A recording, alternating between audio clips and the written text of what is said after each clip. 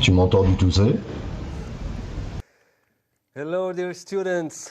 Welcome back to our lesson, and we're so Retour à notre leçon. On est très heureux que vous êtes dans cette leçon parce que c'est une leçon très spéciale au sujet de la perception de la réalité.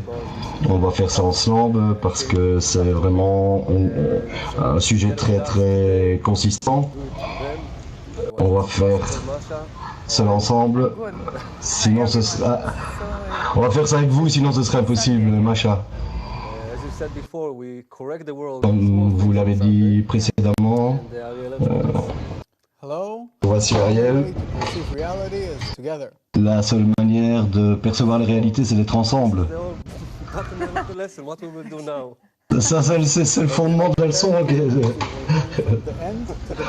On va en fait, comme dans un film de Tarantino, de la fin au début. Ceci est une leçon très importante parce que c'est vraiment un des fondements de ce qu'on discute avec la Kabbale.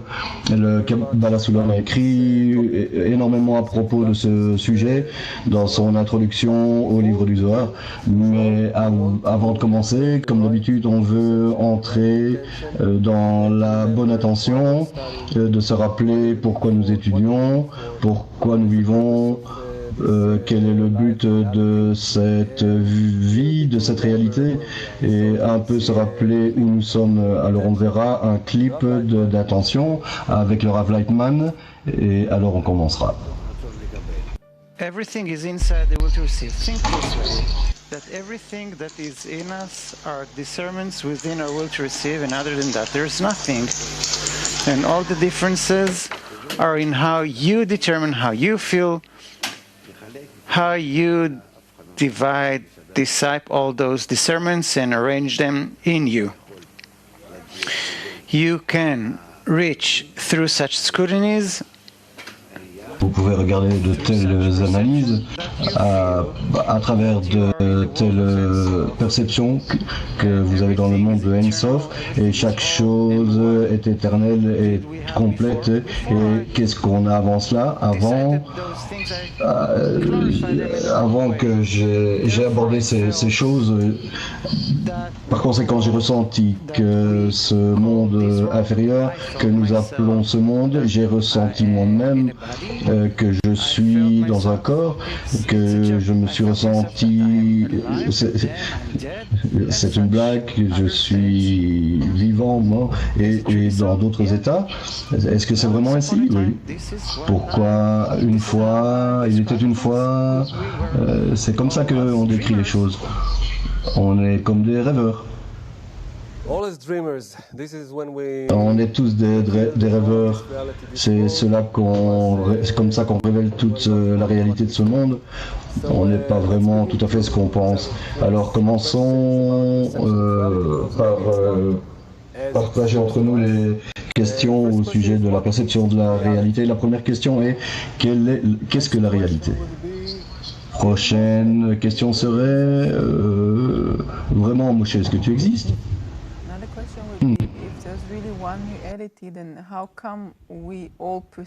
Maintenant, la question serait comment?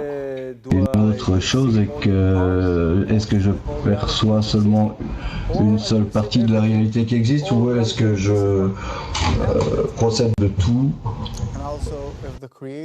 Également, est-ce que le créateur a créé uniquement un seul désir? Pourquoi est-ce que cela est divisé en autant de discernements? Je ne sais pas, il y a tellement de questions. Il n'y a pas de perception. Peut-être d'autres créatures percevraient les choses autrement. Sur Tu ne veux notre pas vérifier planète. son enfant Florence, s'il te plaît, je l'entends pas. toutes les images que je peux voir à chaque moment de ma vie, je me demande d'où tout cela vient. Est-ce que cela existe vraiment à l'extérieur de moi ou est-ce que c'est uniquement ma perception? Qu'est-ce qui se passe avant que je sois arrivé ici? Qu'est-ce qui arrivera une fois que je serai mort? Est-ce que ce monde continuera à exister? Et peut-être arriverai-je à une autre réalité? Et toutes sortes de questions qu'on peut se poser et qu'on peut ajouter également à propos de vos questions. Lisons quelques petits passages et on reviendra.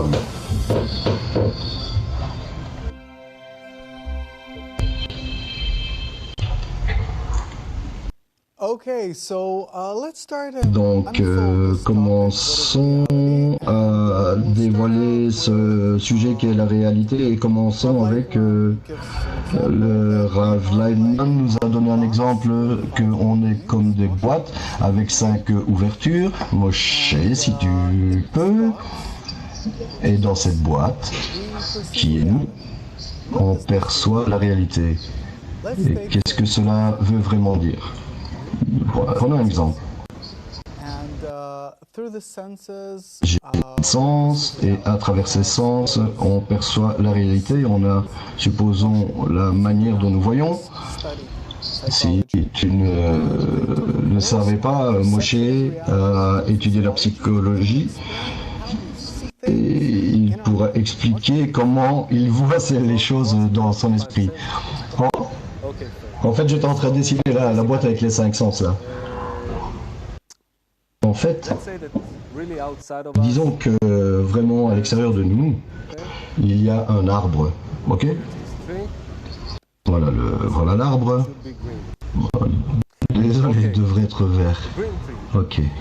Un arbre vert. Et c'est que je vois à cet arbre, vraiment la première chose qui se passe, c'est que les rayons de la lumière viennent sur l'arrière de la rétine. C'est un fait que l'arbre qui est perçu dans mon œil est inversé. Ça, c'est une première chose. Et sur la rétine, j'ai beaucoup de cellules. Il y a des nerfs, etc.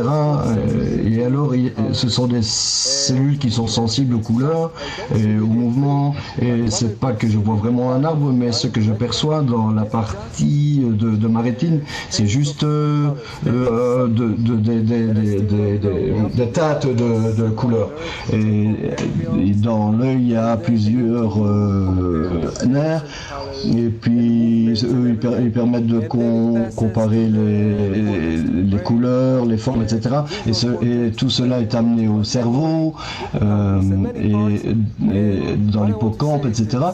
Et tout ce que je veux dire, c'est que un tel processus commence de l'élaboration, de la comparaison, de mes souvenirs, de quand j'étais petit, comment est-ce que c'était les arbres. Et après toutes ces choses, à la fin, j'arrive à la conclusion que ma conscience est que cela est un arbre. Mais la question est, qu'est-ce que la relation entre quelque chose qui était à l'extérieur de moi et tout ce que je fais passer dans mon cerveau, et qu'à la fin, je déduis que cela est un arbre.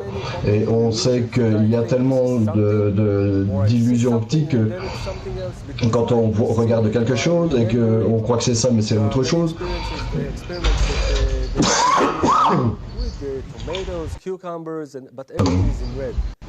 Tout est et on regarde à travers quelque chose qui est vert, on voit tout qui est vert. Et en fait, ce sont des choses qui ont des couleurs différentes, mais vu à travers un filtre qui est vert, on croit que tout est vert. Mais en fait, on ne sait jamais vraiment exactement ce qui est à l'extérieur de cette boîte. Et comment est-ce que je sais ce qui est à l'extérieur de ma boîte et comment déduire que cela est un arbre. Mais je ne sais pas finalement que c'est un arbre ou pas. Donc en fait, si on voit juste pendant une seconde le dessin,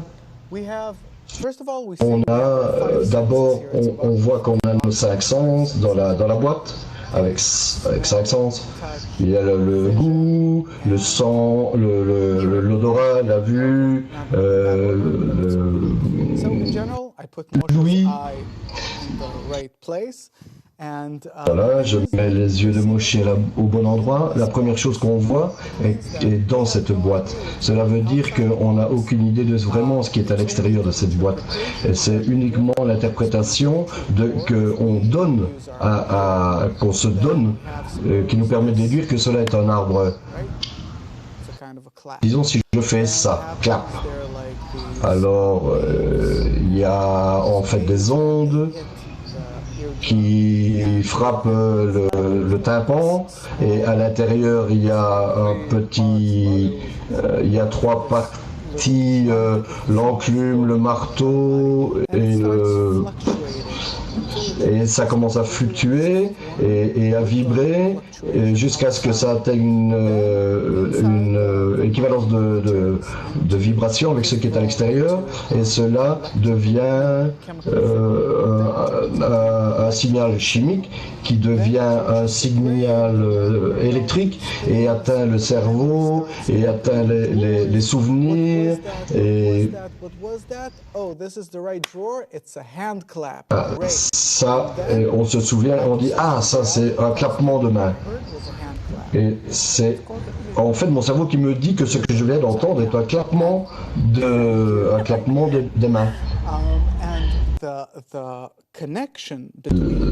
connexion entre ce que j'interprète à l'intérieur de mon cerveau et ce qui réellement est ce qui se passe à l'extérieur de mon cerveau, vraiment je n'ai aucune idée de ce qui se passe à l'extérieur. C'est à l'extérieur de cette boîte, à l'extérieur de cette vision. La seule chose qu'on a, c'est l'interprétation qu'on donne aux choses. Également, un autre exemple, c'est pas vraiment un sujet facile, je tiens ce verre. Je vois que ce verre, il a 3 dimensions. Mais pourquoi est-ce qu'il a 3 dimensions? Parce que j'ai ces 2 yeux avec 2 angles différents, et alors cela me donne une vision en stéréo. Un œil comme ceci, un œil comme ça, et alors mon cerveau interprète cela comme si c'était en 3 dimensions. Il y a la profondeur.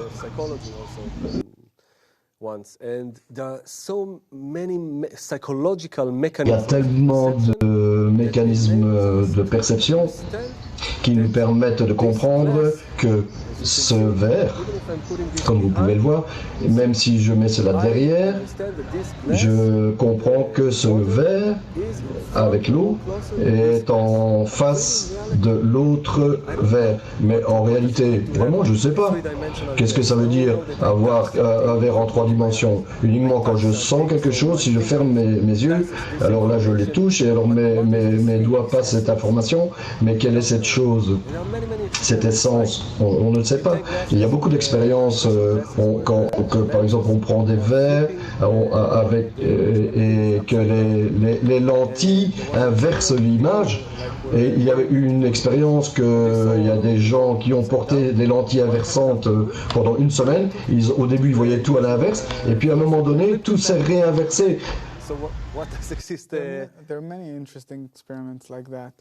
Il y a beaucoup d'expériences intéressantes comme ça. Disons, ok, ça c'est ce qu'on perçoit, mais si on avait différents sens, d'autres sens, ça c'est nos sens, ok, mais si j'avais plus disons plus d'ouïe, allez, une ouïe bio-ionique, et j'entendrais ce qui se passe par exemple aux États-Unis pour l'instant, alors ma réalité serait différente. Si je voyais avec des rayons X, ma réalité serait différente. Je ne peux pas dire que ma réalité est la vraie réalité à comparer à un serpent qui voit la réalité différemment. Il y a un moment donné où on a mis des électrodes comme ça dans le cerveau qui permettaient de stimuler des parties du cortex, et lorsque il écoutait de la musique, il disait mais je vois des couleurs. Mais est-ce que cela existe à l'extérieur ou à l'intérieur? Donc là, nous avons une question. Est-ce que c'est... Non, elle n'existe pas. Elle est sur le web. Est-ce que tout ce qui existe dans cette essence, et est-ce que ça correspond à ce que nous pouvons imaginer? On va parler de cela dans un petit extrait. Et gardez votre pensée.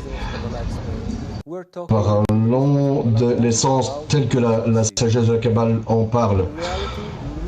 En réalité, rien d'autre n'a été créé que le désir de recevoir.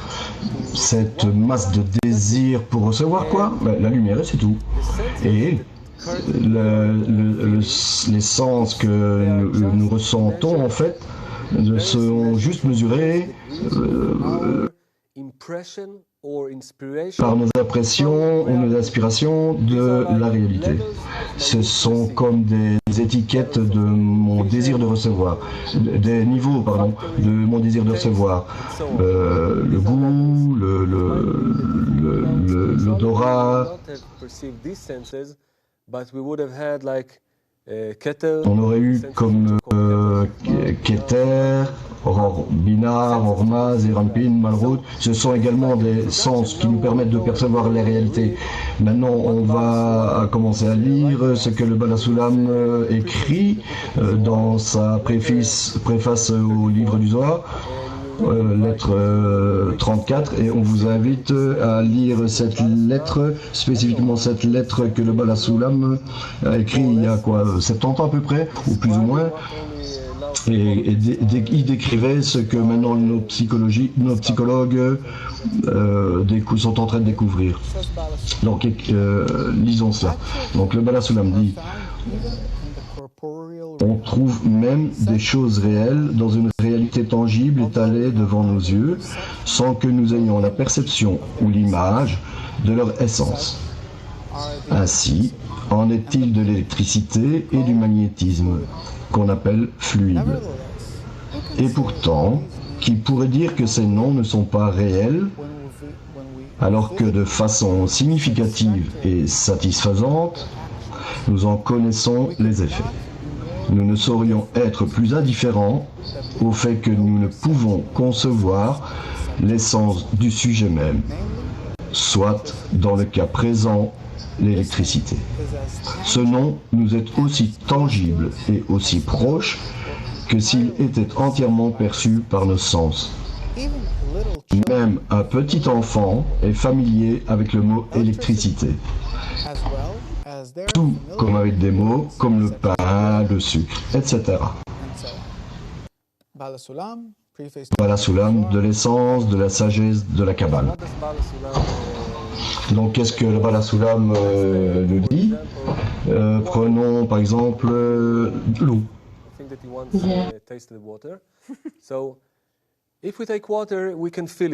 Si on prend de l'eau, on peut le ressentir, on peut ressentir cela, on peut le toucher, on peut même parfois le sentir, et on a de la connexion. Si on met l'eau dans le freezer, qu'est-ce qu'on voit? On voit que ça devient un glaçon. Superbe, voilà, je décide un glaçon. Macha est impressionné. Ah non, en fait, on est tous les deux impressionnés. Et alors, je peux même le toucher plus avec Et qu'est-ce qui se passe quand on frappe l'eau et qu'on la chauffe à 100 degrés, elle s'évapore, ça devient du gaz. Et alors là, je ne peux plus percevoir l'eau. Mais si je la refroidis de nouveau, alors je serai de nouveau capable de la percevoir. Dans une telle situation, je ne peux la percevoir. Mais il y a quelque chose, il y a une essence en fait, qui dans un certain état de cette essence, disons l'essence de l'eau, je ne la perçois pas. Et dans un autre état, alors là, je peux la percevoir.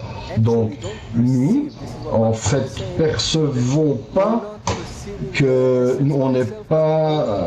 ne perçoit pas l'essence par elle-même, mais uniquement son action sur nos sens. le fait que je tiens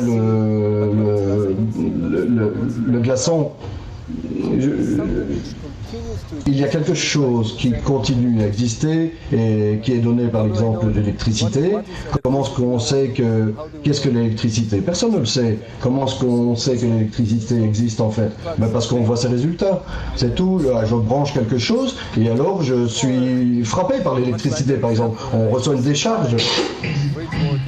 On voit en fait que le frigo fonctionne, la lumière fonctionne, la machine à popcorn, on voit tout ça.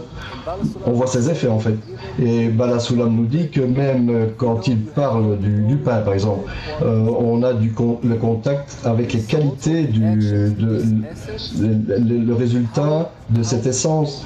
Comment cela impressionne nos sens. Mais qu'est-ce que le pain en lui-même? On ne le sait pas.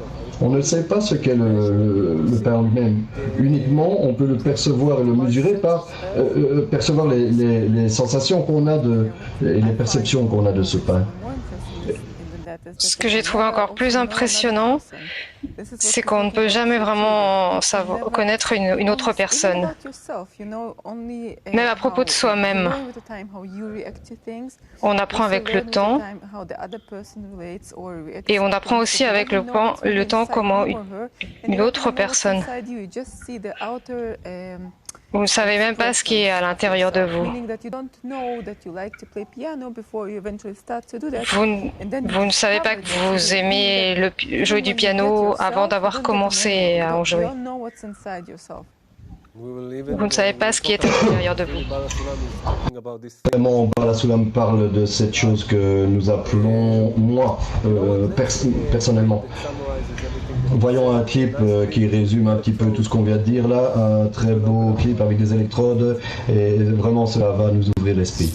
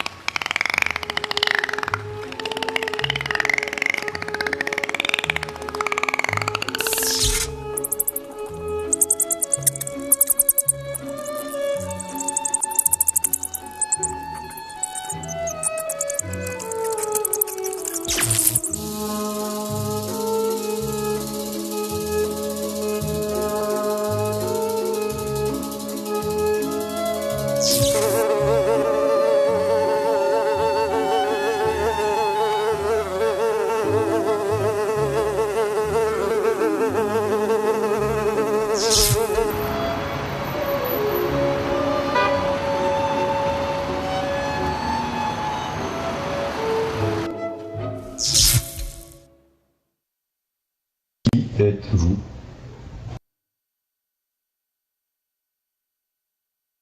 You wanted to be a snake. Tu aurais bien voulu être un serpent. Donc, je pense qu'on a posé assez de questions. Oui, avec un sujet comme celui-ci, on se rend tout de suite compte de combien d'étudiants on a. Eh bien, disons que expliquons notre désir de recevoir, comment on perçoit la réalité en fonction de la sagesse de la Kabbale. Donc en fait, nous percevons par notre désir de recevoir. Ça, ce sont nos sens, le sens réel que nous avons. C'est comme ça qu'on voit la réalité. Le désir de recevoir avec l'attention, d'avoir du plaisir, de profiter. Qu'est-ce que ça veut dire? Ça veut dire que comparons cela à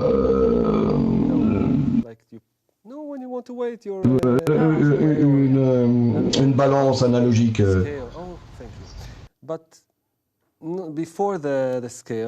Avant la balance,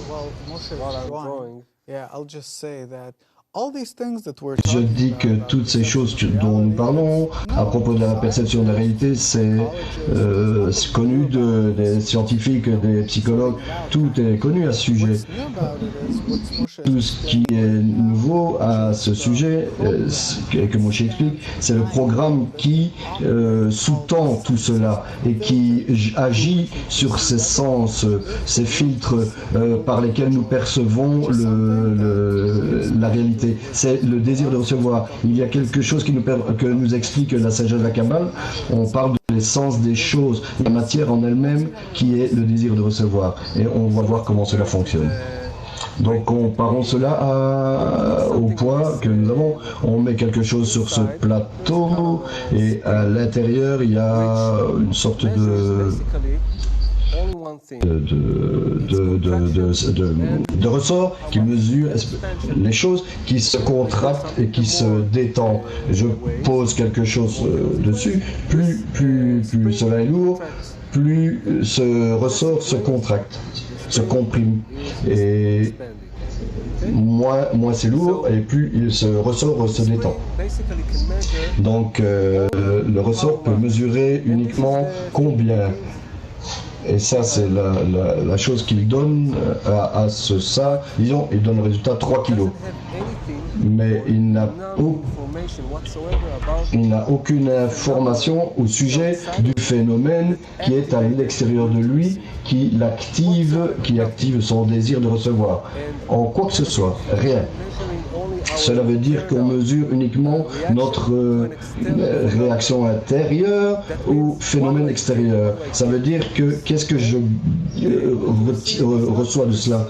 Le désir de recevoir ne perçoit pas ou ne note rien dans la réalité à part que la capacité de profiter de quelque chose ou être endommagé par cela. C'est tout. De toute la réalité, dans toutes les possibilités infinies, on perçoit uniquement cette coupe, ce discernement, ce qui peut être bénéfique pour moi, et c'est tout. Alors je mesure tout en fonction d'un axe de profit ou perte, ou en d'autres mots, plaisir et douleur. Et on n'a rien à faire avec la réalité extérieure, à l'extérieur de ce mécanisme qu'on appelle le désir de recevoir, que tout ce qu'on voit à l'intérieur, comme Ariel l'a décrit à propos de Louis, tout se passe ici. Tout ce qu'on perçoit dans notre cerveau, tout est ici. Tout ce qu'on a à l'extérieur de nous, vraiment, on ne le sait pas. Et il y a beaucoup d'exemples. Je me rappelle, on se rappelle quand nos femmes étaient enceintes. Je me souviens aussi, en fait. Je me souviens pour moi-même. Continue. On allait dans la rue et on notait que toutes les femmes, où que je regarde, je voyais que des femmes enceintes. Mais pourquoi est-ce que je vois que des femmes enceintes ici? Parce que c'était comme ça. Je voyais que des femmes avec des gosses. C'est vraiment comme ça. Il y a vraiment un très bel exemple du Rabash, l'enseignant du Rav Lightman qui disait comme ça. J'ai entendu qu'il y a des gens qui ont acheté un ticket à la loterie.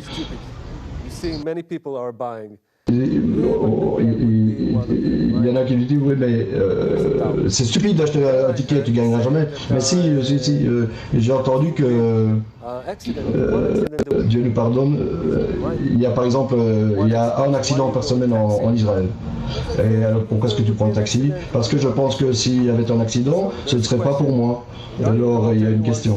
En fonction de la loterie, la personne répond peut-être cela m'arrivera. Et en ce qui concerne l'accident, il dit ouais, non, ça ne m'arrivera pas à moi quoi. Maybe I should not go out of my house. So there's a question why here I think like this and here not. So pourquoi est-ce que dans un cas on pense d'une manière et dans un autre on pense autrement? Et le Rabash explique que comment est-ce qu'on dit, comment est-ce qu'il disait que la personne étudie là où son cœur l'amène.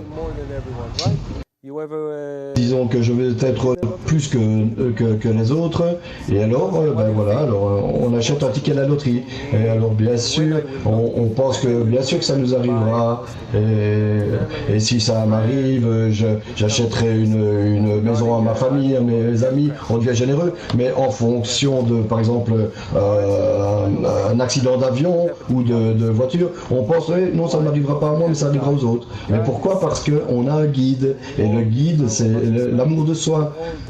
Et c'est comme ça que le Rabach explique on danse tous à la musique de la flûte qu'on appelle l'amour de soi. Et on ne peut même pas penser autrement. On donne dans un clip l'exemple du fils du voisin. Vas-y, c'est une allusion, mais vas-y. Oui. Il y a une mère qui ne voyait jamais comme les défauts de son fils, et elle regardait le fils de son voisin comme un terroriste, etc. Mais c'est vraiment, quand on aime, on voit d'une certaine manière, et quand on n'aime pas, voilà. La chose qui nous amène du bénéfice à notre désir de recevoir, si on veut toujours avoir plus. Et si je souffre, je veux qu'il souffre plus que moi. Dans ce mécanisme, on veut toujours être plus et avoir plus que les autres. Alors, en ce qui concerne la spiritualité, on ne le voit pas parce que on ne voit pas ce dont il bénéficie. Et ça, cela ne me menace pas, donc je n'ai rien à faire avec cette réalité. Cet exemple m'impressionne. L'exemple de la loterie et de l'accident.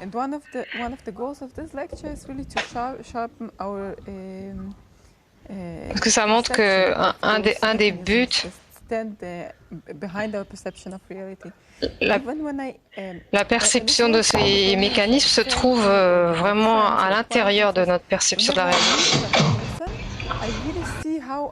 Quand je rencontre une autre personne, je me demande comment cette personne peut m'être utile, qu'est-ce que je peux obtenir de cette personne.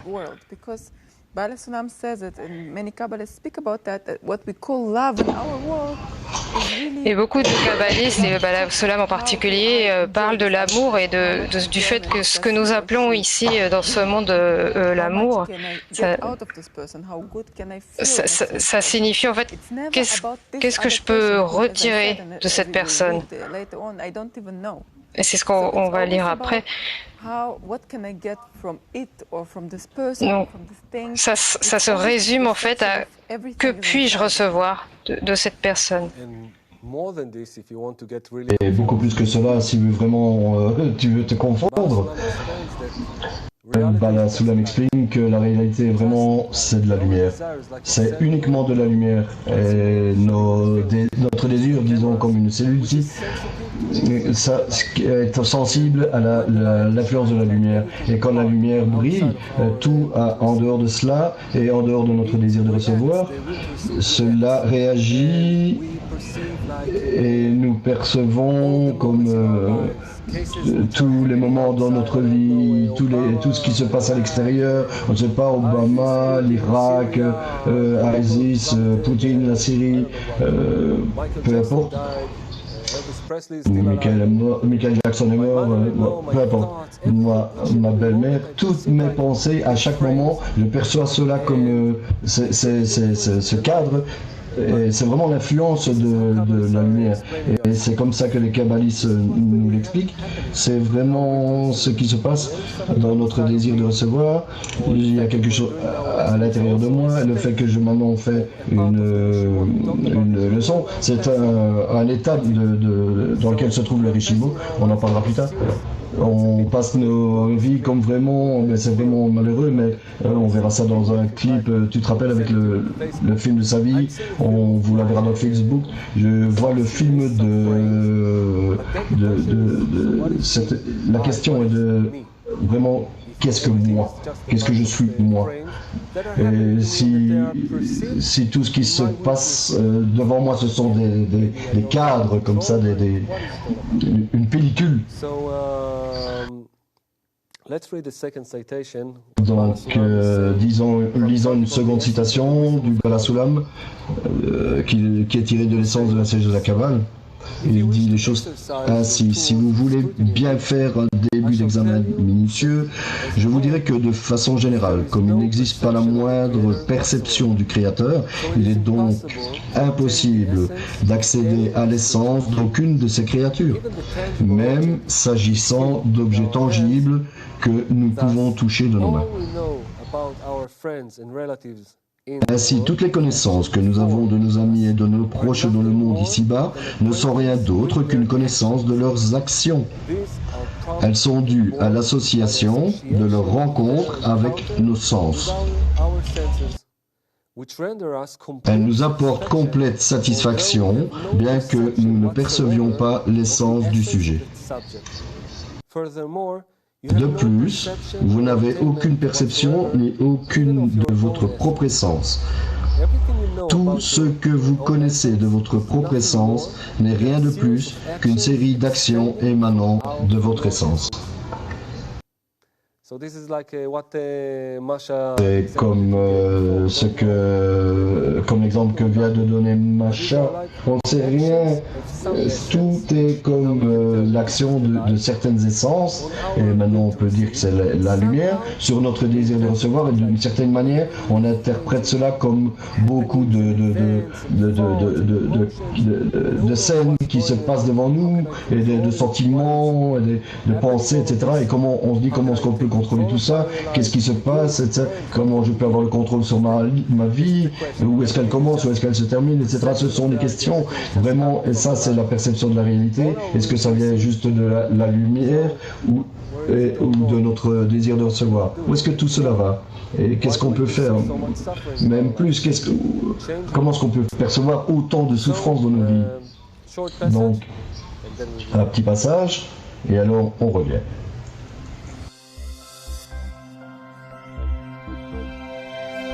Corriger notre perception. Ok. Donc pour résumer les choses, on a parlé de beaucoup de choses.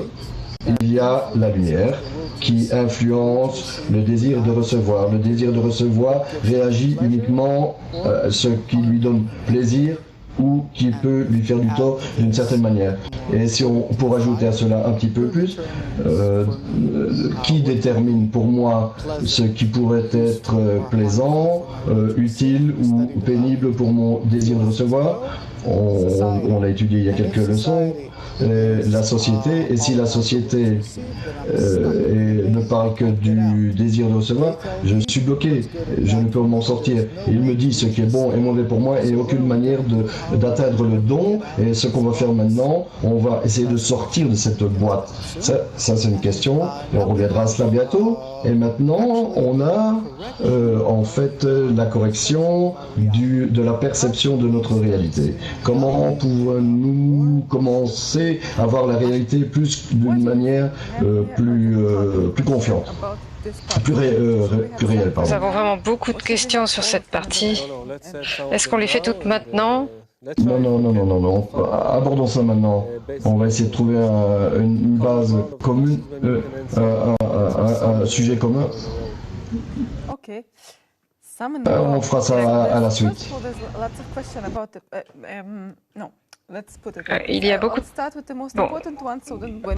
Bon, je commence par la plus importante. Frédéric de France demande quelle est notre essence, qu'est-ce que ça signifie? Bala Soulam pose cette question également. Bala Soulam également. Il y a 5 questions. La première d'elles est quelle est notre essence? Et il nous donne également une réponse, mais on doit pas trop s'éloigner. Notre essence est en fait le désir de recevoir. Bon, attendons un petit peu. Maintenant, une question de Monique de Bulgarie. Ils ne veulent pas avoir plus que les autres. Essayez d'expliquer ceci si possible. Merci.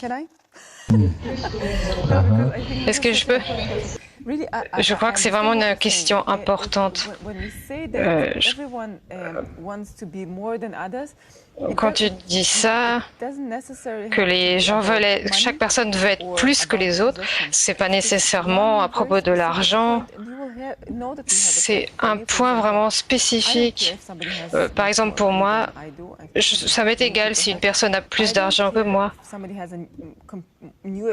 Ça m'est égal si quelqu'un a un meilleur ordinateur ou téléphone. Mais si je vois qu'un enfant joue du piano mieux que le mien, là, je me sens vraiment mal. Donc en fait, chacun à ce point où vraiment là je ressens que je ressens le besoin d'avoir plus que les autres. Ça peut être dans mon travail, mais en fait là on se compare aux autres. Ça peut être dans les relations avec les autres.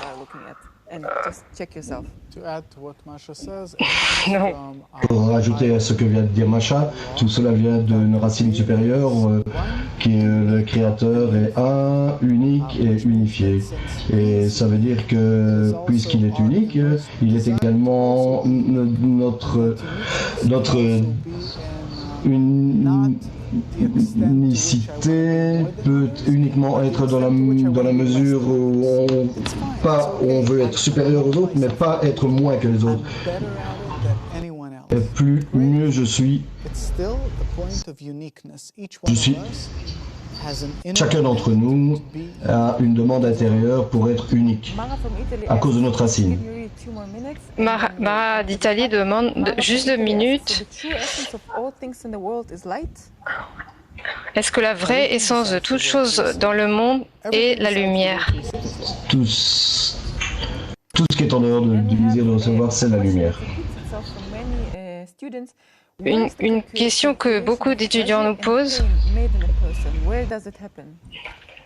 Comment ça se passe, la création du plaisir et de la douleur dans une personne? C'est quelque chose de vraiment fondamental qui vient avant les sens, avant votre conscience. C'est comme le programme, comme dans un ordinateur, vous avez, cela fonctionne sur le 0 et le 1, 0, 1, 0, 1, 0, 1. Et au-dessus de cela, de cette base, on met du C++, une fois c'était l'assembly, toutes sortes de programmes qui, à la fin, sur base de ces programmes, on peut développer d'autres programmes qui nous permettent de développer des calculs, des jeux, des graphiques, de calculateurs, etc., etc., des moteurs de calcul. Mais uniquement sur la base de 0, 1, 0, 1, 0, 1.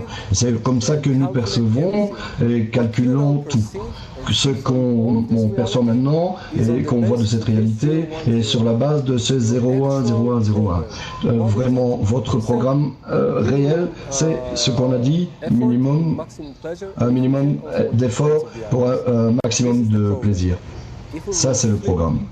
Si on commence à changer ce programme, on verra que peut-être on percevra la réalité autrement, mais le fait est que chaque chose qu'on perçoit est uniquement à l'intérieur de notre désir de recevoir. C'est vraiment quelque chose qui est très important de mentionner. Nous avons toute la réalité, disons que c'est une réalité infinie de lumière, de la lumière. Donc on dessine ici en jaune, comme le Rav Lightman. J'ai un point noir dans cette réalité. Je suis le point noir dans cette réalité. Pourquoi? Parce que je suis comme un trou noir et je perçois tout ce qui vient pour mon bénéfice. Ça veut dire que mon mécanisme, ça veut dire que je ne suis pas à l'extérieur de moi-même, je ne perçois rien de ce qui est à l'extérieur de moi, mais uniquement je peux ressentir la réalité et ce qu'elle peut me donner. Et c'est pourquoi je ressens toute la réalité à l'intérieur de moi-même. Et je ne vais pas à l'extérieur si j'étais dans le don. Si j'avais un autre sens, j'aurais commencé à communiquer avec des choses qui sont à l'extérieur de moi. Peut-être que j'aurais eu des connexions avec la lumière, avec la spiritualité, mais pour l'instant, ce n'est pas comme cela. There you go. Okay, so you know what? Nous y voilà. We'll leave the questions for now. We'll get back to them later. Donc, on revient après. So how Alors, can we change the perception of the reality? Oh, Now, comment pouvons-nous changer la perception de la réalité? Oh, merci Esperanza pour cette question. let's go to the nice, Ok, disons, allons à ce beau dessin qu'on aime artist. By the way, peace en tant qu'artiste. expression of We're impressed. very good. Okay, so On est impressionné, ça veut dire qu'on est how do impressionné. we really perceive reality? Comment est-ce qu'on est vraiment, comment est-ce qu'on perçoit réellement la réalité? Disons qu'on a un projecteur. Call it Boré, Je ne sais pas comment l'appeler, Boré, Ensof, pensée de la création, et de cela, la lumière émane. La lumière, c'est tout. Tout ce que le désir de recevoir, le désir atteindre pour se corriger et arriver à l'adhésion avec le Créateur. Et cette lumière était projetée sur notre désir de recevoir, et on appelle ça des rishimo. Comment est-ce qu'on peut appeler ça dans des mots plus simples? Impression. Ouais, disons le DNA. Tout ce qui se passe, tout ce qui nous arrive, chaque chose dans nos vies, tout ce qui nous arrive, disons dans cette leçon, tout cela, ce sont des rishimos, voilà. Et ces rishimos commencent à se développer, et c'est tout dans notre vie. On a une lentille, ou ici, voilà, une lentille, et cette lentille détermine ce que nous percevons. Cette lentille, en fait, est l'âme, ou la connexion entre nous. In our life, in our reality, Dans nos vies, dans notre réalité, si nous nous connectons, chacun d'entre nous dans une connexion corrigée, let's assume I did it, then voilà, disons que je l'ai fait, la lumière qui passe à travers cette lentille, on l'apercevra dans notre désir de recevoir, on verra le monde sans fin, Ein Sof. Mais le fait est que nous, since we are not puisqu'on n'est pas connecté ici dans notre monde, mais tous les discernements possibles qui sont on est totalement détachés les uns des autres, et on utilise notre désir de recevoir avec l'intention d'utiliser les autres, et c'est pourquoi nous on est détachés, et toutes les perceptions que nous avons, nous appelons ça notre monde. Et si on corrigeait notre connexion avec les autres, parce que chaque chose qu'on perçoit est à travers notre connexion avec les autres, à travers ce réseau de connexion, alors on commencerait à percevoir une autre réalité. Ça, c'est toute l'explication. Et pourquoi est-ce que je ne peux percevoir rien d'autre? Parce que moi, en tant que désir de recevoir, je suis opposé à la lumière dans toutes mes qualités. Et parce que la lumière, c'est le don, c'est l'amour, et moi, je suis uniquement pour exploiter les autres, de recevoir des autres. Et je perçois de toutes ces réalités uniquement Macha, je perçois Ariel, je perçois tout. Pourquoi? Parce que mon désir de recevoir ressent que je peux les exploiter. Je peux les utiliser et je ne perçois rien d'autre de spirituel, je ne sais pas, les âmes, je sais pas moi, les fantômes, je ne sais pas ce qui existe en réalité, mais je ne peux les apprécier parce que ce sont des parties de dons. C'est pour ça que je ne les perçois pas.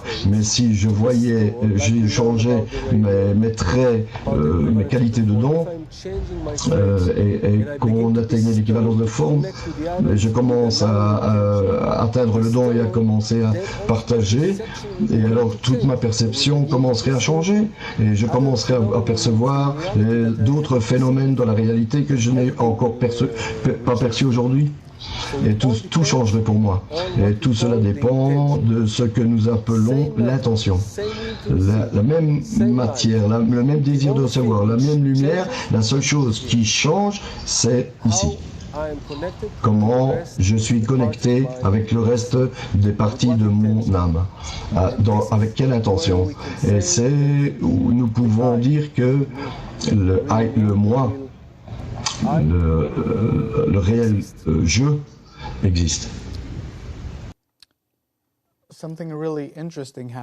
Vraiment quelque chose d'intéressant vient d'arriver là, comme Moshe a dit que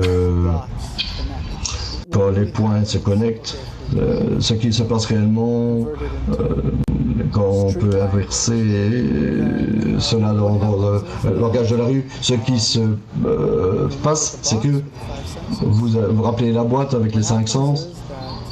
Ce qui se passe, c'est que quand on se connecte, supposons on fait ça, ok?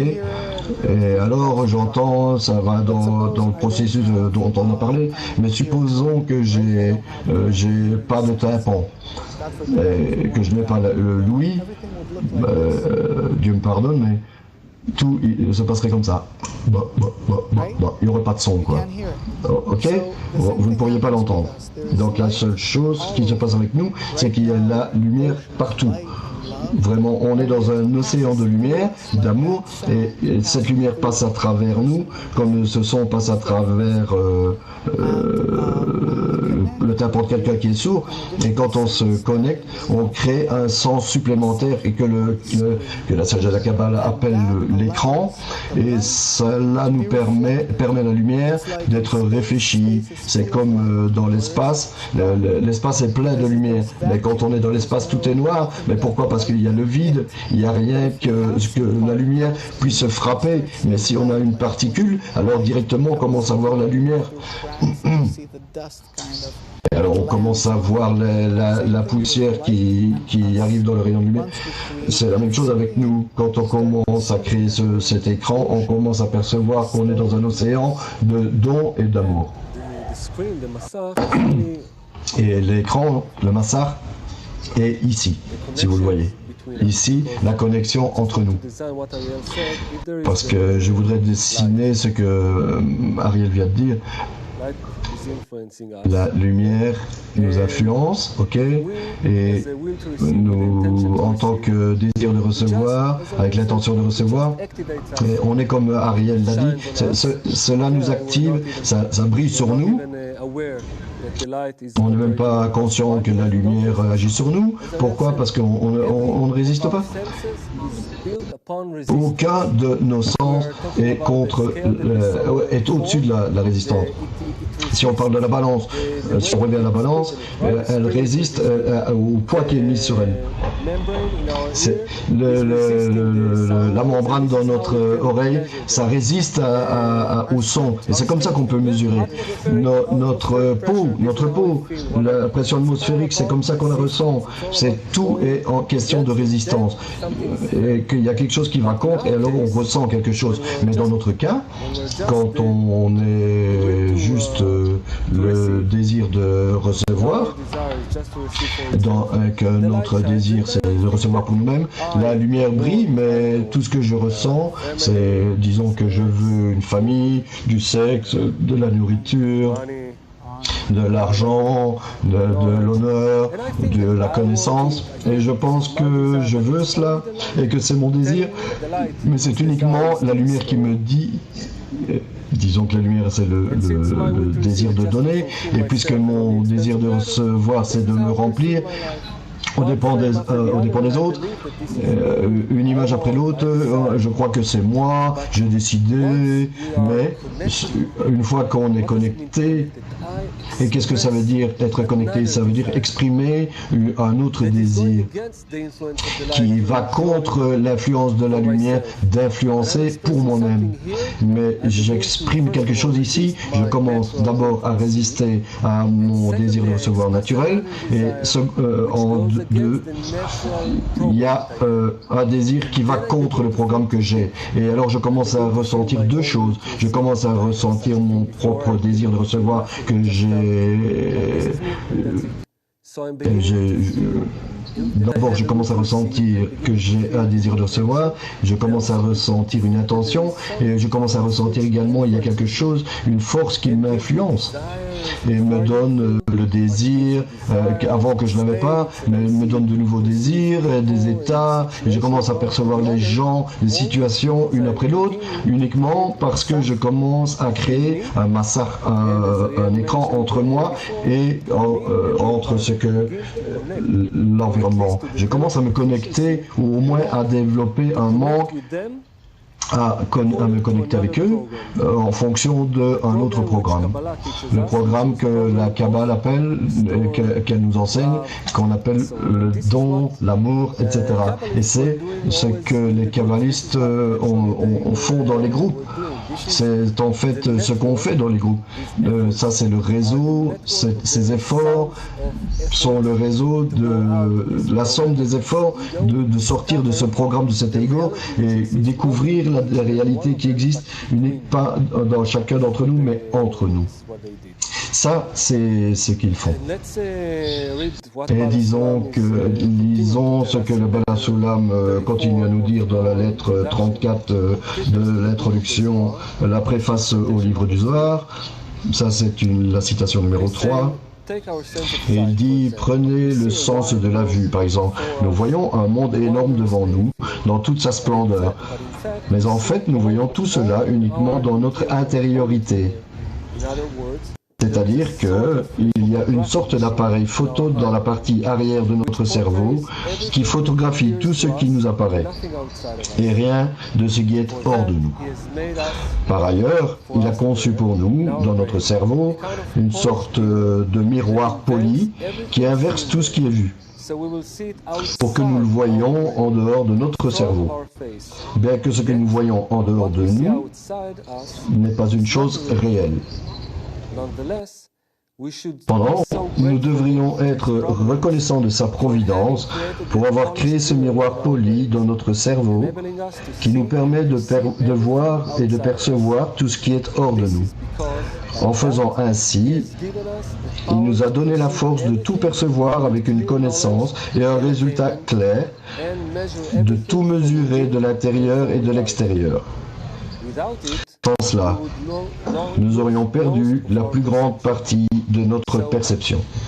La même chose, ce qui se passe, c'est que je vois tous les gens, tous mes amis, tous les étudiants, les enseignants, le Rav Lyman, en dehors de moi. En fait, ils sont à l'intérieur de moi, mais je ne perçois pas à cause de la force de la brisure et de l'ego, je les perçois comme détachés de moi, à l'extérieur de moi, et mon désir de les exploiter. Et plus je réussis dans le fait d'inverser cette réalité, plus je commence à les ressentir, qu'ils sont des parties de moi-même, et comment changer cela, changer cette perception de la réalité, uniquement à travers la seconde nature qu'on appelle l'amour, le don, et cette qualité spéciale qu'on étudie ensemble.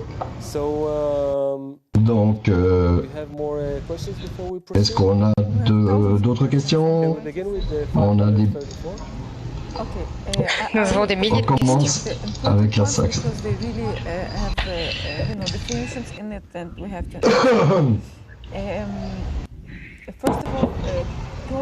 Premièrement,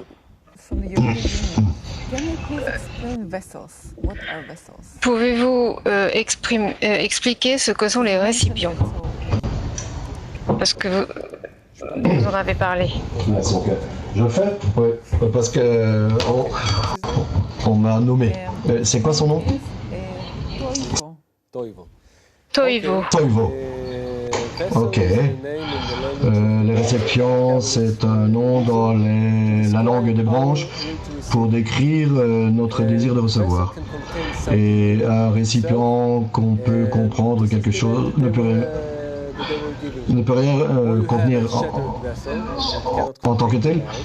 dans tous les récipients brisés, notre désir de recevoir, on veut et qu'on veut exploiter tout le monde et qu'on est déconnecté et qu'on ne peut créer aucun récipient. Quand on se connecte, on crée un massacre commun, un écran commun qui en fait nous colle les uns les autres avec l'intention de donner, et cela est dans ce récipient, dans ce désir de recevoir, on perçoit un phénomène qu'on appelle boré ou la lumière, parce qu'on a le récipient, le qui corrigé. Et c'est uniquement ce qu'on doit faire dans cette vie, corriger le récipient, et ou en d'autres mots corriger notre désir, nos désirs. Une question intéressante encore de Monique de Bulgarie. Comment je peux atteindre la qualité du don si je ne sais même pas... Qu'est-ce qui se passe si je ne crois pas à ça? Ça, c'est une autre question. Mais je ne sais pas, c'est parce que il y a deux manières d'aborder la vie. Une, c'est qu'on est poussé, que le Créateur a un plan, et en 6000 ans, il nous reste 225 ans. Et pour atteindre la correction finale. Et ça, c'est un must. Et on peut l'atteindre uniquement par des souffrances immenses poussées par derrière, ou alors on peut l'atteindre uniquement par une bonté incroyable. Et c'est vraiment ce qu'on... Si je ne sais pas, si je n'ai jamais ressenti ça, comment est-ce qu'on peut le désirer? Et ça, c'est l'essence réelle. C'est vraiment une question essentielle. Et c'est l'exemple donné par le rabâche d'un voleur qui dit attrapez le voleur, mais si on est le voleur et qu'on essaie de ressentir la lumière, on ne peut jamais se débarrasser de cela. Alors ce qui est caché, dissimulé pour nous par notre désir de recevoir, comment est-ce qu'on peut vouloir quelque chose qui n'est pas saisi d'une certaine manière? Pour cela, on a la société de ceux qui étudient avec nous, qui ont le poing dans le cœur et qui créent pour nous. Ils sont comme une agence de publicité et qui font la publicité du don, et plus ils font ça pour nous, et plus notre poids dans le cœur grandit, et c'est ce qui nous mène au désir qui mène notre désir de recevoir, pardon. D'abord, en russe, quelqu'un qui ne boit pas de champagne. C'est si russe. C'est très russe. Deuxièmement, quand un kabbaliste parle de l'atteinte spirituelle, comment dire? Il met une condition à cette atteinte, la garantie mutuelle. Ce qu'ils veulent dire, c'est ce qui vous effraie, c'est de ne plus s'occuper exclusivement de vous-même, mais de prendre soin. Et là, les kabbalistes se mettent dans une situation où ils ne vont plus prendre soin d'eux-mêmes, mais vous allez vous sortir de vos préoccupations pour votre existence physique de manière à entrer dans cette nouvelle réalité. Et on va en parler dans le prochain semestre. Ce n'est pas possible de le faire seul. On avance lentement et on parle d'abord des qualités qui vont changer pour atteindre cela.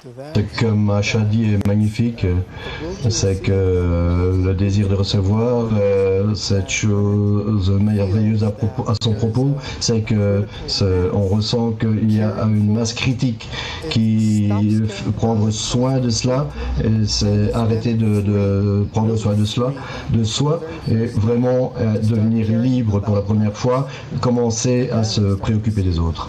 Et alors on commence à percevoir une réalité totalement différente et toutes les belles choses dont on vient de parler. L'explication, c'est vraiment une très bonne question qui nous permet d'aborder plusieurs aspects qu'on veut aborder. On a parlé précédemment à propos de la réalité qui est pleine de lumière, d'amour, de bonnes choses, comme Monique voudrait ressentir, et de toute cette réalité, on perçoit uniquement notre monde de misère, de souffrance. Monique, si tu as cette leçon, c'est que tu voudrais être heureux, mais pas tant que ça. On veut atteindre plus. Et imagine maintenant, Monique, que si tu étais comme les kabbalistes, et que maintenant tu voyais et percevais et atteignais la réalité tout entière, d'amour, de lumière. Tu comprends le but de la vie, toutes ces choses, nous amèneront. Maintenant, on parle de et tu connais la réponse, et maintenant tu parles à une autre Monique comme toi qui dit non, je ne sais pas, je ne crois pas, qu'est-ce que tu dirais, qu'est-ce que tu lui dirais, mais tu lui donnerais tous les moyens qu'elle pourrait le faire de manière délibérée, avec le libre choix. Et comment changer? Donc, dis-nous comment faire. Et cela apparaît que notre désir de recevoir fonctionne uniquement sur, disons, l'essence d'un seul élément. Cet élément est appelé l'importance. Parce que c'est vraiment très très important. Importance. Et il y a deux environnements en fait un, mais bon, on a commencé à apprendre deux, mais qui nous influencent. Il y a l'environnement qu'on connaît toute notre vie, dont parle la publicité par exemple, la famille, les enfants, uniquement recevoir pour nous-mêmes, jouir. Et toute ma vie, je vois que je dois jouir aux dépens des autres, et mon désir de recevoir perçoit toute la réalité à travers ce filtre. Je dois apprécier, profiter uniquement pour moi-même. Et maintenant, on commence à étudier la Kabbale, et on a un autre environnement, on commence à le ressentir, et il nous dit, sors de toi-même, connecte-toi, commence à donner. Et, on ne sait toujours pas ce que c'est de donner, mais on entend parler de connexion, d'amour, de donner. On ne sait pas quoi donner, mais bon, quelque chose qui va contre notre désir de recevoir, notre programme naturel. Qu'est-ce qui détermine si je perçois à l'extérieur de moi-même, de mon désir de recevoir, ou à l'intérieur de moi-même, à l'intérieur de mon désir, à l'intérieur de l'ego, toute l'importance que j'attribue à l'environnement. Et Bala Sulam nous donne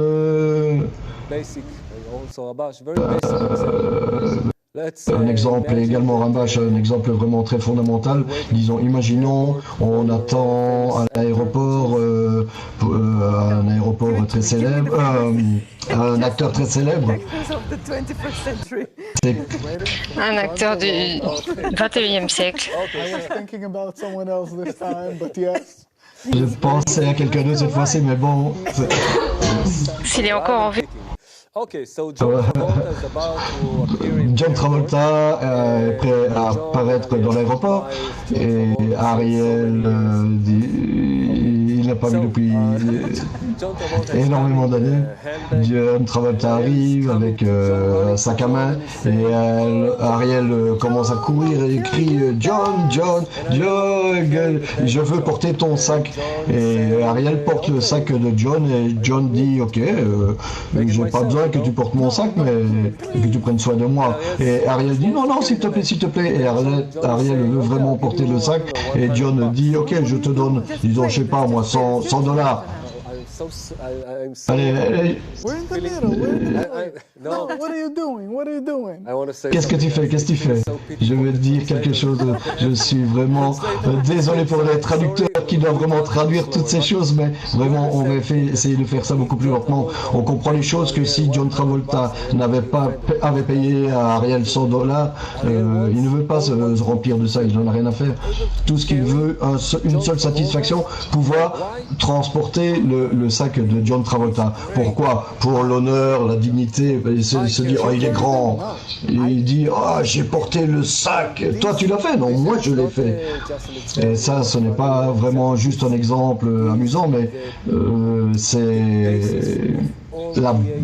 la base de toute la création.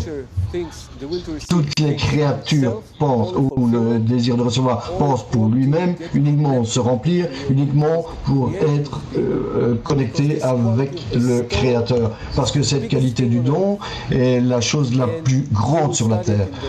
Et on étudiera ça durant le second semestre. On étudie toutes les règles de la création et vous verrez que la différence entre la créature qui uniquement voit désirer et se remplir elle-même et toutes les créatures qui dans la seconde phase veulent être similaires au créateur change tout dans la création et perçoivent par elles-mêmes, soit ils se perçoivent elles-mêmes, soit ils perçoivent le créateur. Et comment est-ce qu'on peut faire cela? Comment est-ce que je peux, notre désir de recevoir veut uniquement se recevoir? Alors il apparaît que on entre dans un environnement, et un environnement, ça veut dire, en d'autres mots, quelque chose qui m'influence, comme on l'a appris. Et si j'entre dans un environnement qui me dit donne, c'est comme aujourd'hui, ils me disent sois cool, exploite les autres, gagne plus que, etc., soit plus que, etc.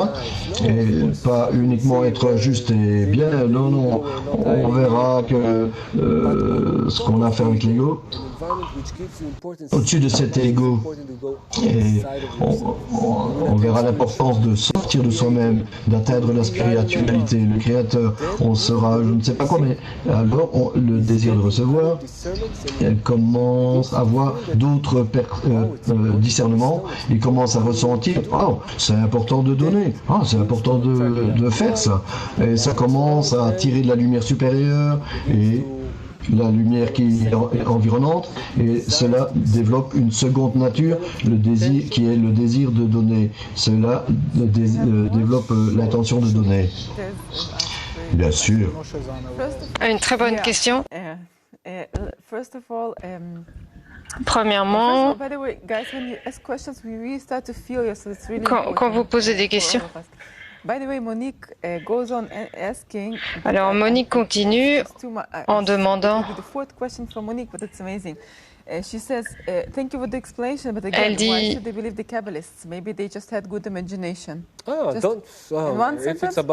pourquoi on doit croire les kabbalistes? Peut-être que ce sont juste des imaginations. Monique, tu as vu le clip de questions-réponses, on l'a publié dans Facebook et à travers nos newsletters. Juste en une phrase. Nous devrions...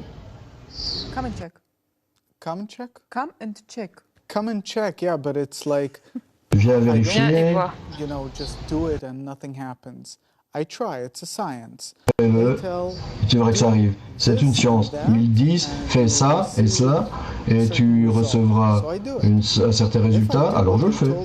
Si je fais ce qu'ils me disent et que j'atteins ce résultat, ok, super, alors je vais à la seconde phase. Et si je ne le reçois pas, alors et que je vois que je fais quelque chose de mauvais, alors j'ai rien à faire avec eux. Ce n'est pas, il ne s'agit pas de foi aveugle. Il faut qu'on acquiert un langage commun, la manière dont on perçoit les choses, cela prend le même temps. pour la physique quantique, la physique quantique, si on étudie l'espace, le temps, tout cela, ça prend 6 mois pour commencer à percevoir, tes yeux vont aller comme ça, quoi. Et alors c'est la même chose avec la Kabbale, ça prend un certain temps, et puis après tu le saisiras. Non, c'est parce que il m'a rappelé quelque chose à propos de mon père, qui était un physicien qui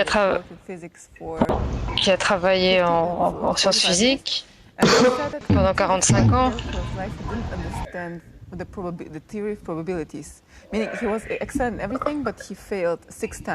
Il comprenait tout, mais pas la théorie des probabilités. Il y a des choses auxquelles votre cerveau doit s'habituer. Je voulais ajouter quelque chose, on en a parlé dans le clip, une petite explication.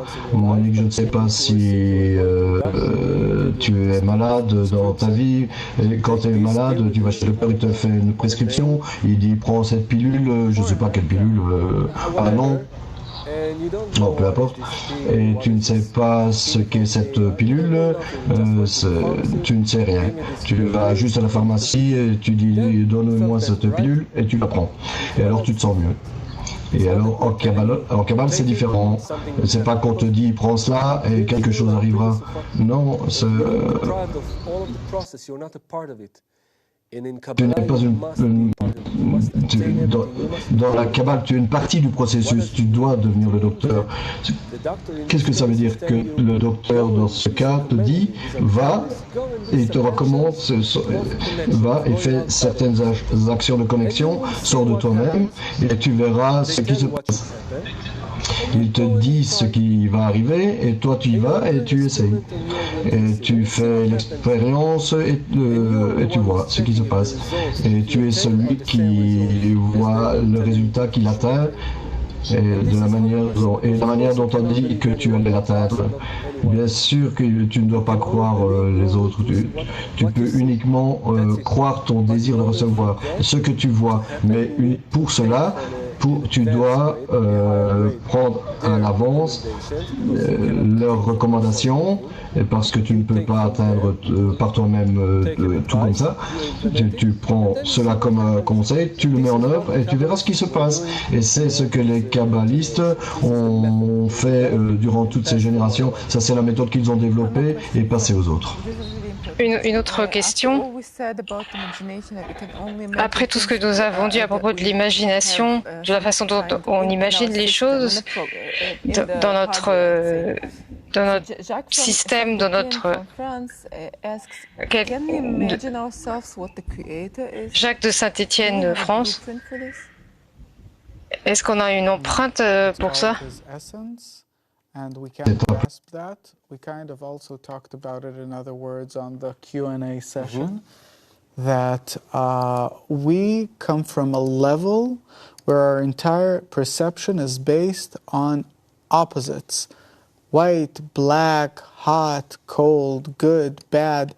If there is no opposite, then it doesn't opposé, alors cela n'existe pas. On n'aurait aucune perception de ce que veut dire le Créateur est un, et il y a quelque chose qu'on ne peut percevoir. Une très belle chose. Déjà, la belle chose à propos de la Kabbale, c'est que la perception de la réalité, l'atteinte du Créateur, c'est que on ne l'atteint pas avant qu'on l'atteigne. Ah, maintenant je l'ai atteint. Non, ça se passe pas comme ça. On ajoute toujours une couche supplémentaire, qu'on a juste de plus en plus de résolution. Et alors il y avait un kabbaliste qui disait, je ne me rappelle pas son nom, chaque jour j'ai eu un nouveau créateur, Zusia.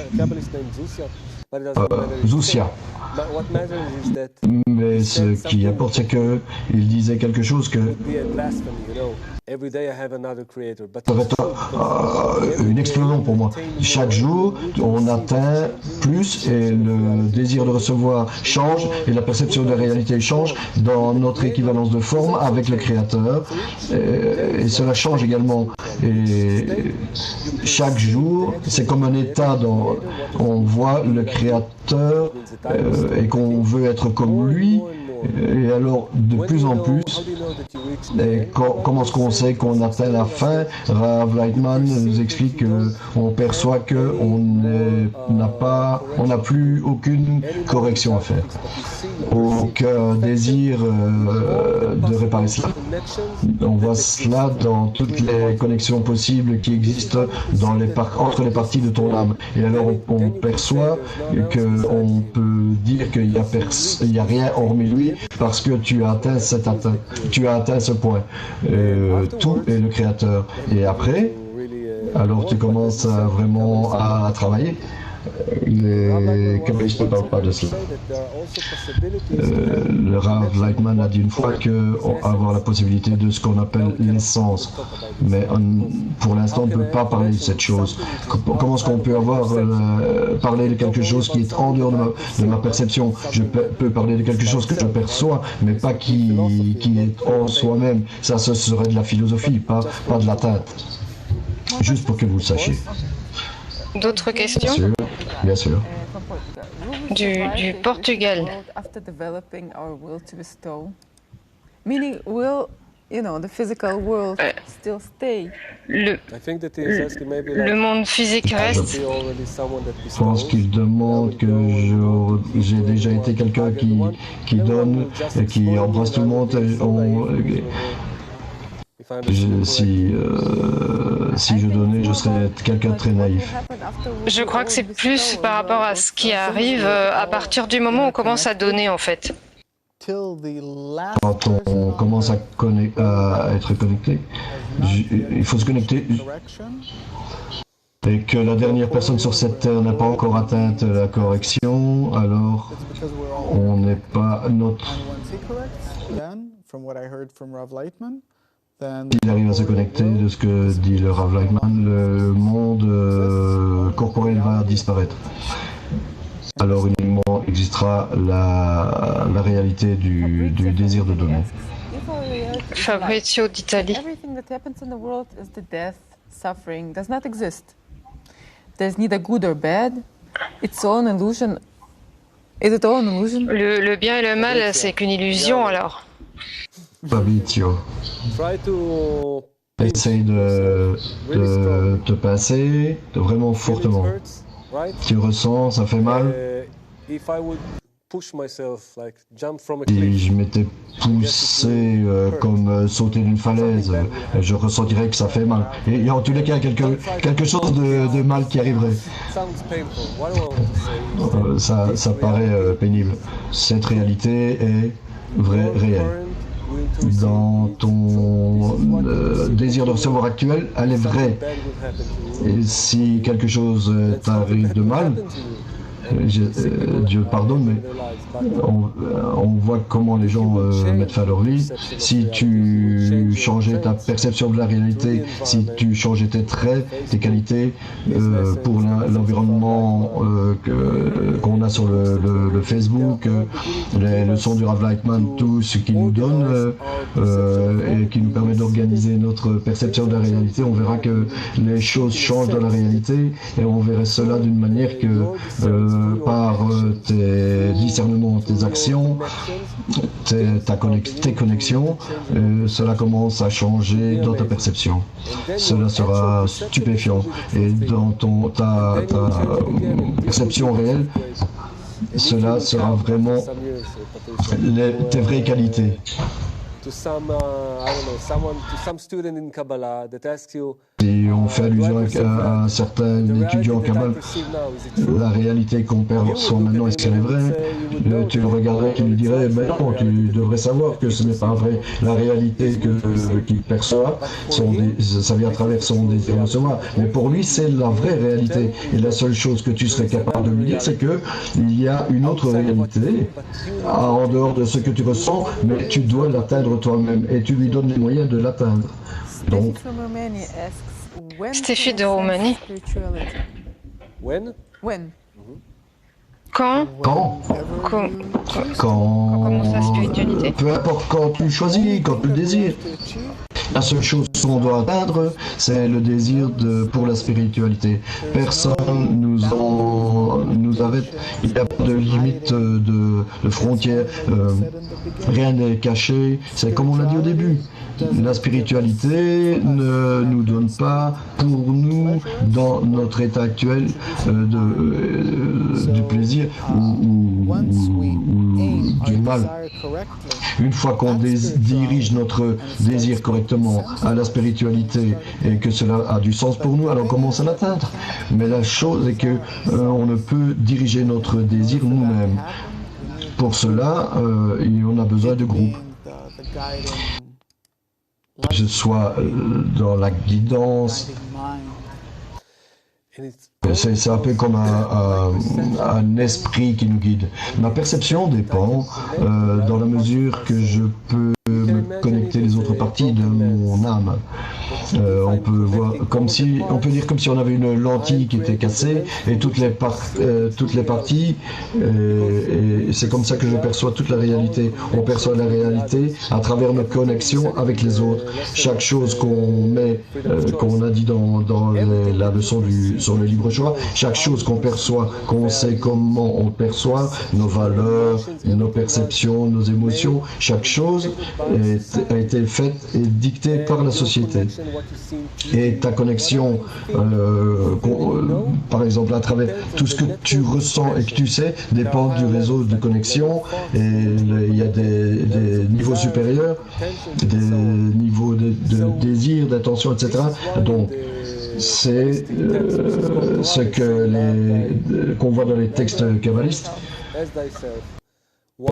Et qu'on appelle aime ton prochain comme toi-même. Pourquoi? Parce que c'est tout le chemin de la correction, de modifier ma connexion. Si je vois cela à l'extérieur de moi-même, maintenant on peut faire ce travail d'opposition, enfin d'inversion à travers l'amour.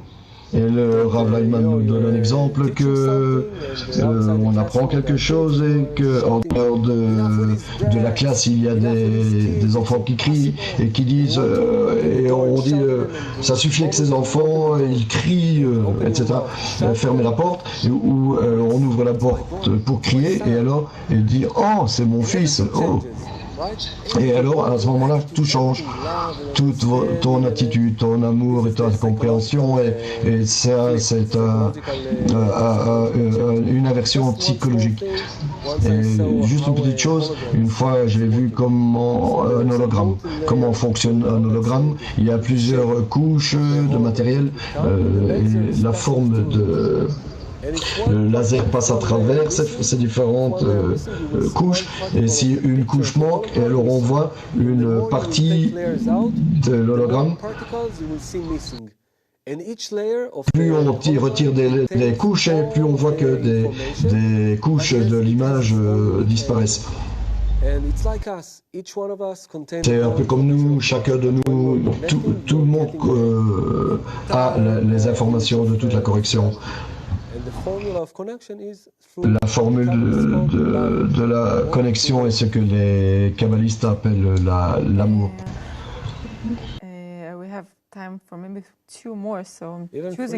On a peut-être le temps pour deux autres.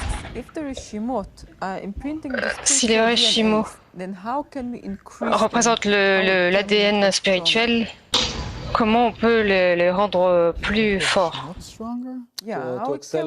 Rendre les Reshimot plus forts? Ou les accélérer? Accélérer notre environnement, c'est sous l'influence de la lumière. l'influence de la lumière, et on en a parlé plusieurs fois. Il y a une certaine technique, méthode, les conseils que nous ont donnés les kabbalistes, et je pense que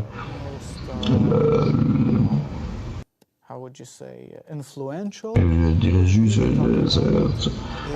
on en a parlé, l'influence de cela, c'est ce qui influence le plus, c'est les ateliers, quand on est en cercle, qu'on est ensemble et qu'on essaye d'être un peu plus comme la lumière. Quand on essaye de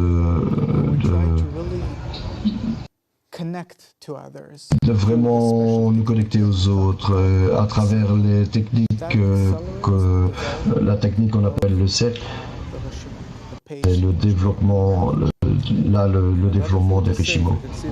Et une autre chose à dire, c'est qu'on peut voir ça sur le dessin. En fonction de l'influence de l'environnement et de l'importance, on a deux types de Rishimos. De ce DNA du désir de recevoir. Ce qui est au niveau corporel. La lumière active ces Rishimos, et ça c'est le chemin qu'on appelle le chemin des souffrances. Et on peut voir qu'on ne peut pas aller dans ce sens-là. Il y a d'autres Rishimos, les Rishimos du poids dans le cœur comme on l'a pour l'instant. Et quand on est dans le bon environnement et qui nous donne l'importance de la spiritualité, et alors la lumière brille, la lumière qui réforme brille, et tout commence à se développer du poids dans le cœur pour arriver à l'âme entière. Marc de Angleterre. Why did the Creator limit all this creation with all those limited realities respectively, just as we have seen in the clip? Even certain Pourquoi on limite cette réalité? Only very limited realities. So what is the essence of all those limitations? Quelle est l'essence de toutes ces limitations dans notre capacité de perception? Je te répondrai, Marc. Tu sais, aujourd'hui, ce matin, j'étais encore au Royaume-Uni. Londres est magnifique, n'est-ce pas? Donc ils auront une citation, la citation finale numéro 4, que ça va répondre à Marc et à chacun d'entre nous. C'est ce que le Bala Sulam a écrit dans l'introduction au livre du Zohar, l'article 40. Et il dit, cependant, je sais que ceci est tout à fait inacceptable pour certains philosophes. Ils ne peuvent admettre que l'homme, qu'ils considèrent comme vil et insignifiant, puisse être le centre de cette création grandiose et élevée. Mais il ressemble à ce ver qui est né dans un radis et y vit, et pense que le monde du Créateur est aussi amer, obscur et petit que le radis dans lequel il est né. Cependant, dès qu'il perce la clipa, l'écorce du radis, et qu'il jette un coup d'œil furtif à l'extérieur, il s'exclame surpris. Je pensais que le monde entier était de la taille du radis, où je suis né, et je vois devant moi à présent un monde immense, éclairé, formidable et merveilleux. Et cela signifie que le problème, et on entamera le second semestre avec cela. Maintenant, actuellement, on marque chaque chose est uniquement magnifique, achevé, une réalité pleine de lumière, tout, rien de mauvais, uniquement du bien, dans un plaisir infini, uniquement l'adhésion avec le Créateur. Maintenant, là. Le seul problème est que on ne le perçoit pas. Pourquoi? Parce que je n'ai pas le manque pour cela, ou le désir correct pour le percevoir. Et si on me donnait le désir, je serais comme un robot. Ok, je suis programmé pour percevoir cette réalité, mais cela ne viendrait pas de moi-même. Je serais passif. Et le Créateur veut que la créature soit comme lui-même, soit en adhésion avec lui. Et c'est pourquoi on doit développer ceci. ce désir infini, et cela à travers notre propre désir, liberté de choix, et peut être atteint et par cela, à travers toutes les étapes que nous traversons, notre désir actuel, avec nos deux mains ou notre intention, on développe tous ces niveaux d'atteinte, on construit ce CLI jusqu'à la correction finale. On doit juste terminer, ou est-ce qu'on peut...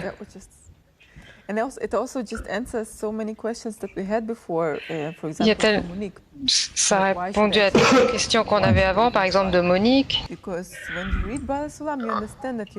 Quand on lit Bala Sulam, on comprend qu'on vit dans un radis. Donc, arrêtons avec ce radis. Sortons de ce radis et on aura une très importante leçon. Il n'y a rien hormis lui.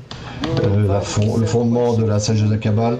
On vous est invité à envoyer vos questions durant la semaine et on fera le clip de questions-réponses. Et c'est tout. Allez, on vous voit la semaine prochaine. Merci. Le meilleur pour vous. Au revoir.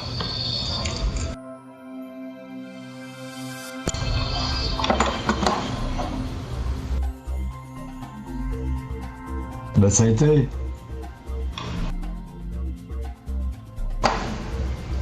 Allô, allô. C'est à moi que tu parles? Non, c'est à Florence. Bravo. Oui. Bravo. Ça va, tu retombes.